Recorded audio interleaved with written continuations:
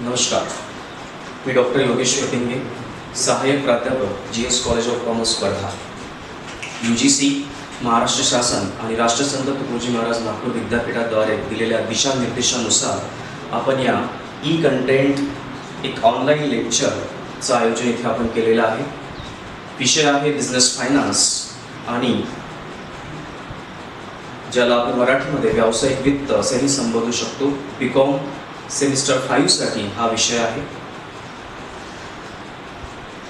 व्यावसायिक वित्ताचा जर आपल्याला दोन शब्दामध्ये जर त्याची एक व्याख्या जर करायची असेल तर व्यवसायासाठी जेव्हा आपण पैशांची उभारणी करतो तेव्हा व्यावसायिक वित्त या विषयाची ओळख आपल्याला होते. नवीन व्यवसाय ज्याला एक नवीन शब्द सध्या ट्रेंडमध्ये येतो आहे तो आहे बिझनेस स्टार्टअप. स्टार्टअप म्हणजे जेव्हा एखाद्या नवीन व्यवसायाला सुरुवात केल्या जाते त्याला स्टार्टअप असं म्हणतात. तर मग जेव्हा आपण बिझनेस फायनान्सचा विचार करतो तेव्हा अगोदर अस्तित्वात असलेल्या व्यवसायाचं विस्तारीकरण म्हणा किंवा अगोदर असलेल्या व्यवसायाला पुनर्जीवित करण्यासाठी म्हणा किंवा नवीन व्यवसायाची स्थापना करण्यासाठी म्हणा, जेव्हा पैशांची गरज पडते तो पैसा कुठल्या माध्यमातून उभा करायचा याचं आपल्याला संपूर्ण ज्ञान या विषयामध्ये मिळतं. थोडक्यात जसं आपलं शरीर, आपल्या शरीराला जिवंत ठेवण्यासाठी रक्ताची गरज असते. जर आपल्या शरीरामध्ये रक्त नसेल तर ते शरीर मृत राहते. त्याचप्रमाणे जेव्हा आपण एखाद्या व्यवसायाचा विचार करतो, व्यवसायाला वित्ताची गरज असते. वित्त म्हणजे त्या व्यवसायाचं रक्त. जर पैसा नसेलच तर मग तुम्ही कितीही चांगल्या पद्धतीने त्या व्यवसायाचं नियोजन केलं ते कागदावरच राहतं, त्याला एक मूर्त स्वरूप कधीही मिळत नाही. म्हणून जेव्हा आपल्याला तो व्यवसाय जिवंत ठेवायचा असेल, त्याच्यामध्ये नवतेज आणायचं असेल तर वित्ताचं नियोजन करणं अत्यंत आवश्यक आहे. जेव्हा आपण व्यावसायिक वित्ताचा विचार करतो तेव्हा फायनान्शियल मॅनेजमेंट, वित्तीय व्यवस्थापन याही विषयाचा विचार करणं आपल्याला अत्यंत आवश्यक आहे. कारण व्यावसायिक वित्त याचं जर आपण उगम स्थान असं म्हटलं तर ते आहे वित्तीय व्यवस्थापन, फायनान्शियल मॅनेजमेंट. आणि फायनान्शियल मॅनेजमेंटमध्ये आपण अत्यंत विस्तृत पद्धतीने या विषयाचा अभ्यास करतो. पण आपल्या सिलेबसमध्ये व्यावसायिक वित्त, बिझनेस फायनान्स या विषयाचा आपल्याला अभ्यास करायचा आहे. UGCने दिलेल्या दिशानिर्देशानुसार आपल्याला ऑनलाईन पद्धतीने या विषयाचं विद्यार्थ्यांपर्यंत पोहोचवायचं आहे. कोरोनामुळे उद्भवलेल्या परिस्थितीतूनही आपल्याला मार्ग काढून विद्यार्थ्यांना कसं आपण अपडेटेड ठेवायचं आहे त्यासाठी हा केलेला एक प्रयत्न. सिलेबसकडे वळूया.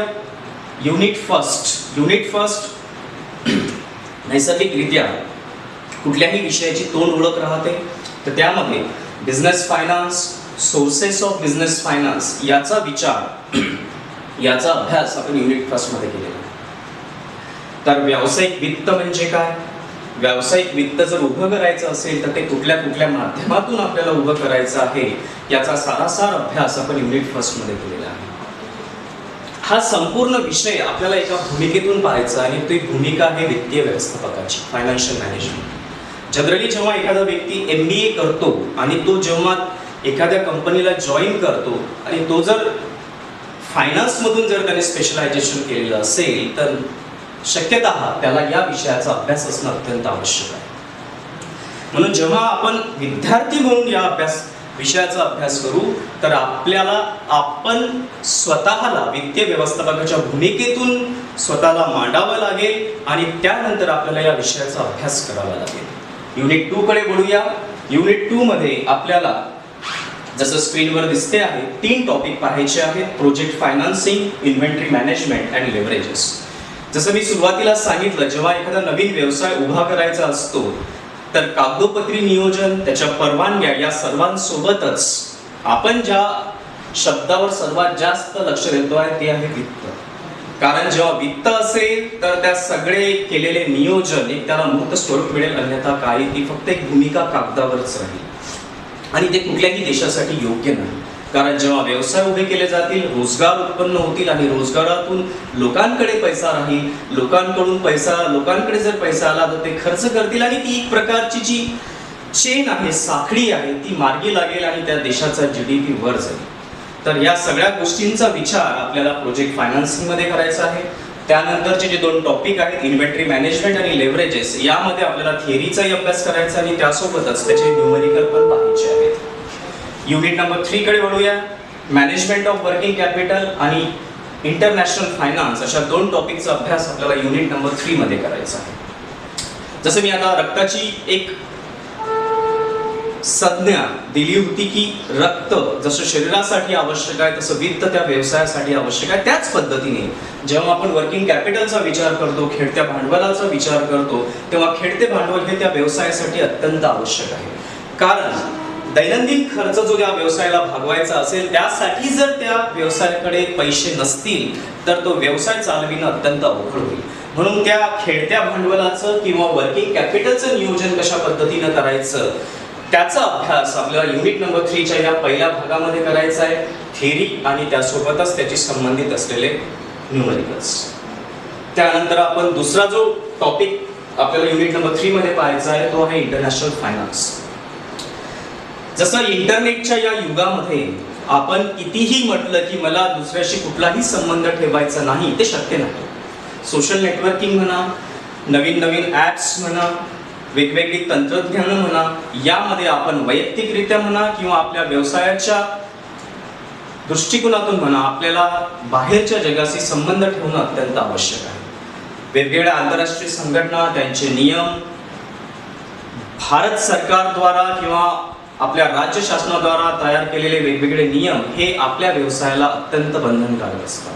म्हणून आंतरराष्ट्रीय स्तरावर काय चालू आहे, WTO ची काय भूमिका आहे, सार्कची काय भूमिका आहे, रुपीज आणि डॉलर मधलं जे संबंध आपण रोज ऐकतो वाचतो, त्याच्यामुळे आपल्या व्यवसायावर काय परिणाम होतो आहे, अमेरिका चीन या दोघांमध्ये जो संघर्ष चालू आहे, ट्रेड वॉर चालू आहे, त्याचा आपल्या व्यवसायावर काय परिणाम होईल. आपण असं म्हणू शकत नाही की अमेरिका आणि चीनच्या भांडणामुळे आमच्या व्यवसायावर काही होणार नाही, असं कधीही शक्य होत नाही.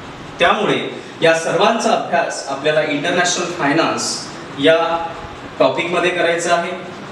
त्यानंतर आपण वळूया युनिट नंबर 4 मध्ये की जिथे आपल्याला 3 टॉपिक पाहायला मिळतात, डेटर्स मॅनेजमेंट, क्रेडिटर्स मॅनेजमेंट आणि व्हेंचर कॅपिटल फायनान्सिंग. डेटर्स आणि क्रेडिटर्स या संज्ञा आपल्याला अगोदरपासूनच माहिती आहे. तर जेव्हा एखाद्या व्यवसायाचा संबंध हा डेटर्सशी असतो किंवा त्याच व्यवसायाचा संबंध हा क्रेडिटर्सशी असतो, तेव्हा त्या संबंधातून जे वेगवेगळ्या पद्धतीच्या परिस्थिती उद्भवतात त्याचा अभ्यास आपल्याला डेटर्स मॅनेजमेंट आणि क्रेडिटर्स मॅनेजमेंट मध्ये करायचा आहे. थिअरी आणि त्यासोबतच त्याचे न्यूमेरिकल. त्यानंतर जो शेवटचा भाग आहे तो आहे व्हेंचर कॅपिटल फायनान्सिंग. जेव्हा एक नवीन व्हेंचर तयार केल्या जाते, डोक्यामध्ये जी कल्पना असते ती कल्पना आपल्याला सत्यात, कागदाची कल्पना, कागदावर जी आपण कल्पना करतो ती आपल्याला प्रत्यक्षात आणायची असते आणि ती प्रत्यक्षात आणण्यासाठी आपल्याला भांडवलाची गरज पडते. जसं मी अगोदर स्टार्टअपचाही उल्लेख केला होता, नवीन प्रोजेक्टचाही उल्लेख केला होता, तर त्याच्याशी संबंधित थिअरी आपल्याला या युनिट नंबर 4 च्या व्हेंचर कॅपिटल फायनान्सिंग मध्ये पाहिजे.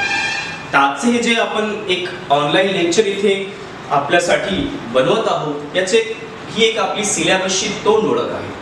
जसं हे सेमिस्टर 5 साठी हा विषय आहे, तसाच हा याच्यातला दुसरा भाग हा सेमिस्टर 6 साठी आहे. अत्यंत असा रोचक विषय ज्याचा उपयोग आपण आपल्या भविष्यातील रोजगारासाठीही करू शकतो. जेव्हा तुम्ही जर वित्तीय व्यवस्थापकाच्या भूमिकेतून त्याला पाहत असाल किंवा जर तुम्ही तुमचा व्यवसाय उभा करत असाल, व्यवसाय चालवित असाल, तर या विषयातून जे तुम्हाला ज्ञान मिळेल त्याचा नक्कीच उपयोग तुम्हाला करता येईल. कारण एक साध्या दृष्टिकोनातून चालवलेला व्यवसाय आणि एक अद्ययावत नॉलेज किंवा अद्ययावत ज्ञान घेऊन चालवलेला व्यवसाय याच्यात निश्चितच फरक पडतो. आणि जेव्हा तुम्ही एक व्यावसायिक वित्त किंवा व्यावसायिकाच्या दृष्टिकोनातून कुठलीही बाजू सांभाळाल व्यवसायाची, तर नक्कीच त्यामध्ये त्या व्यावसायिकाला एक चांगला लाभ किंवा भविष्यामध्ये त्याचे चांगले रिझल्ट्स, परिणाम त्या व्यक्तीला मिळू शकतात. म्हणून एक विद्यार्थी म्हणून आपण या विषयाला नक्कीच महत्त्व द्यावे, कारण आपल्या भविष्यासाठी या विषयाचा नक्कीच उपयोग होणार आहे. पुढच्या लेक्चरमध्ये आपण या विषयाशी संबंधित जो क्वेश्चन पेपर पॅटर्न नागपूर विद्यापीठाने तयार केलेला आहे, सुरुवातीच्या 5 मिनिटांमध्ये त्या पूर्ण क्वेश्चन पेपर पॅटर्नची चर्चा करू की ज्यामध्ये आपल्याला माहिती पडेल की थिअरीला किती मार्क्स आहेत, न्यूमेरिकल्सला किती मार्क्स आहेत, प्रत्येक युनिटला किती मार्क्स आहेत, त्याची थोडक्यात चर्चा करूया आणि त्यानंतर लगेचच आपण युनिट नंबर फर्स्टला सुरुवात करूया. ऑनलाईन लेक्चरद्वारे आपण ज्या महत्त्वाच्या संज्ञा आहेत, महत्त्वाच्या जे काही त्यातले पॉइंट्स आहेत ते आपण क्लिअर करण्याचा नक्कीच प्रयत्न करू. या लेक्चरद्वारे नक्कीच तुम्हाला या विषयामध्ये एक रस, उत्कंठा निर्माण झाली असेल. तर पुढच्या लेक्चरला भेटूया, ज्यामध्ये आपण सुरुवात करू क्वेश्चन पेपर पॅटर्न पासून आणि त्यानंतर आपण लगेचच सुरुवात करणार आहोत युनिट नंबर फर्स्टला.